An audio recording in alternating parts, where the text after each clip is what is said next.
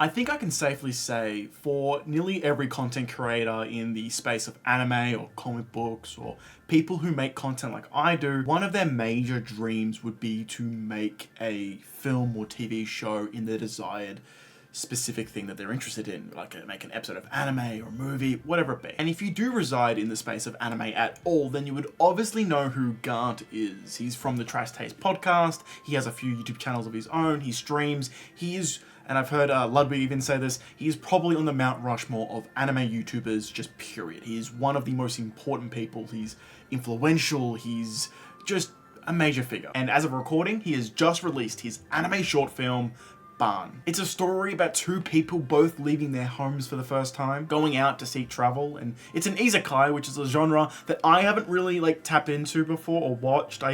The only one that would technically count is the Suicide Squad anime, which I didn't like very much. I think I dropped it after 5-6 episodes. It just wasn't my thing. So this is my first kind of really entry into the isekai genre as a whole. And after watching Bâan, I kind of get it now. I get the appeal of this style of storytelling, this kind of vehicle for storytelling. If you've watched Garnt at all, you will see his kind of response to how much of a personal story this is, and it's beautiful. It's honestly touching. It's insane to me that I can say thank you for watching my anime, even if you didn't enjoy it, even if you thought it was mid, if it just was able to connect with a small part of the audience watching it. If you didn't understand, if you didn't understand it or it didn't vibe with you, totally get it. There is this fictional world called Euthanasia, which is then connected to Japan via this portal. And initially I thought it was going to be a story about two lovers from two different cultures coming together, and it was going to be a romance. I kind of thought it was like that. From memory, Garnt's a massive fan of Your Name, and so I thought it was going to be kind of similar of that regard and just be a kind of beautiful, touching story just like that. I can safely say it was much more than that in such a really interesting way. This is 18 minutes. It's a really condensed short story. It doesn't have a lot of time to do setup for world building. It doesn't have time to really tell two stories. So it has to be really, really careful with how much they do go into. But when I finally realized, it took me a while. We watched this on stream and you can kind of see the moment where it kind of clicked. I was like, oh shit. These aren't two stories going at the same time, because that's kind of the beautiful way of it. It's been directed, is that it looks like that way. And then when you realize that it went from a relationship, lover's story to a father-daughter type story, I kind of just had a reaction. It was just, it's hard to describe. And with all this, it marks the kind of kicking off point of content creators really diving deeper into, I'm not graduating or moving beyond content creation, but if you look at Chris Stuckman with his movie Shelby Oaks, that's 83% on Rotten Tomatoes. You see High Top Films, Alex is going on to make the Jason Todd feature film that he's been making for 2 years at this point. And I think Garnt doing this is a real, if you were around during COVID and saw Inside get dropped by Bo Burnham, the only way I can describe what this feels like is like that was during COVID as a creative. It's like a Black Flash from Jujutsu Kaisen, and it's just this infinite mass of energy that struck me while watching. With everything so far, I just need to cite this quote from one of the videos that Garnt did in the lead up to this. If it's something that you're going to forget and, just kind of move on from, next time you click a YouTube video, totally understand as well. I'm sorry, Garnt. I'm not going to be able to forget this. This was touching and beautiful, and I just remember watching it, and I was saying that my bar was not astronomically high, but I was expecting it to be obvious that this isn't Mappa from JJK, right? I wasn't expecting some amazingly immaculate rotoscope hand-to-hand combat. But even in the first couple minutes, I was like, oh geez, this art style is pretty, and man, the art direction is striking. And then you look at some of the names that are in it. You got the director of Code Geass, Rose of the Recapture, which was an amazingly beautiful anime, right? And then you've got the composer of Made in Abyss in Apothecary Diaries. What type of names are you drawing to this? This is insane. The voice cast was amazing. Alex Lee, do I need to say much about him? With him being Zenitsu or Sung Jin Woo or just fucking everybody now. And it's just, I remember I first heard the main character speak and I was just like, oh fuck. Oh, Yeah, but a role that I think needs proper praise is the Connor, who was the dub director, and so he would work with all the other voice actors in English and make sure everything's right. And so I watched it in English, and I was just like, yeah, no notes. That is just fucking amazing. If you've watched any of the big anime, you'll see a name that's commonly used as someone that the voice actors thank is Mark McFarland, and he is constantly at the heart of these projects that are revered as, oh, this dub is perfect, you have to watch it in dub because it's amazing, like Full Metal Alchemist Brotherhood, and it's just, I think Connor, fuck, I hope to hear he goes and does more with Garnt, because it's just amazing. The OST, I don't need to say much about it, Made in Abyss, it was great. And the thing I'm going to focus here is that I had a great time. It's 18 minutes. It is short. And I saw that Garnt, his main complaint that he was reading was that people were saying it was too short, and I don't really understand this because I just did a video about runtimes. That is the last video I put out, and it bombed, so if you haven't watched it, please go watch it.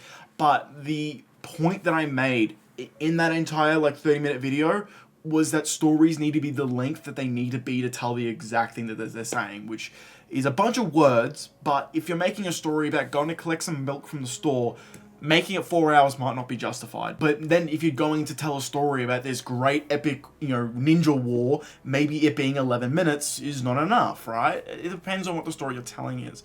And this dual narrative being told at the exact same time to show the generational, the father went through the same thing that this kind of adoptive daughter is now going through, and trying to make it in the real world. That idea of traveling away from home, and how that might connect to someone leaving their birth country and using the isekai genre formatting to tell that story. It is really fucking cool. And I think there's a lot of the cultural stuff that I won't pick up on here. It being a lot of Bâan is Thai for home, and I think that maybe I heard Garnt talk about some of the monsters and some of the cultural things that he personally put into this. Maybe that some of that might be lost on me, but I was able to just sit here in respect and go, this world is rich, it's pure, it's so beautiful. I think it's the same type of emotion that I got from this is when I look at a film like Look Back, where I see everything on the screen as a dedication of love to the craft. So I don't want to give this a score because I feel like it's weird. If it was on Letterboxd, or it's on my anime list, I hope I can just kind of log it as just seen, because it's a weird thing to kind of review or just give like that. I just making a video, which I don't really do reviews. I don't anymore. That's why this isn't called the Bâan review. It's a YouTuber makes an anime and it's amazing or something, right? And I look at it as somewhere that's where I want to be. That's the path I want to set out for myself. He paid for all of this by himself, so he could be the executive, that he could tell people, watch it on stream, do this, do that. And it's fuck, he's doing the very thing I want to. If you know anything about my YouTube channel, I've been doing this for 10 years now, since 2015, 2016. And I work full time, and I want to just do this more.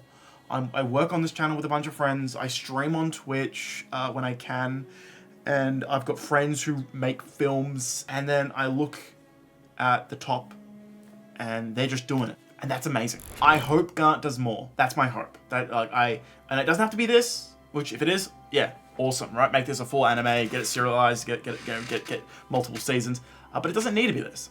It needs to be. I think Connor said it, where it's anytime Garnt talks to him, he goes, "I don't need you to convince me. Whatever you're doing, I'm saying yes to, and let's go. Let's fucking do this." And I think that says a lot. This video isn't scripted. I've just had some notes that I've been going down, and I just wanted to get my feelings out on this because that's such a reaction to seeing this be dropped.